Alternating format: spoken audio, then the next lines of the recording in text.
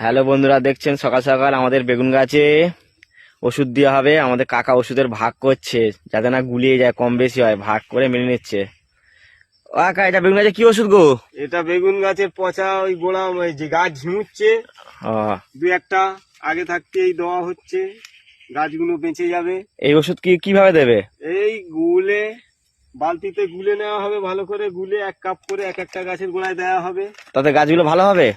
তাতে গাছগুলো সতেজ, ঝিমোনো ভাব মরা ভাবগুলো কেটে যাবে, আস্তে আস্তে গাছগুলো ভালো হবে। এইভাবে দিয়ে গাছে উপকার পেয়েছি, আবার আচ্ছা, ওই জন্য দিচ্ছি।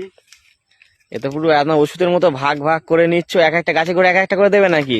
না, একটা করে বালতি, এই একটা করে পুরিয়া গুলো, এই একটা পুরিয়া গোলা হচ্ছে। দেখুন এবারে বন্ধুরা, ভালো করে ফেটে গাছের গোড়ায় দেওয়া হবে এইগুলো। এই গোলা হচ্ছে।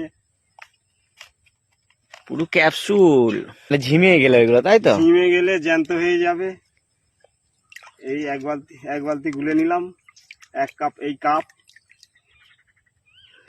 দেখুন বন্ধুরা, কাকা 1 কাপ করে প্রতি গাছের গোড়ায় ওষুধ গোলা দিচ্ছে যাতে গাছগুলো আর ভালো শিকড় ছাড়ে, চাঙ্গা হয়ে যায়।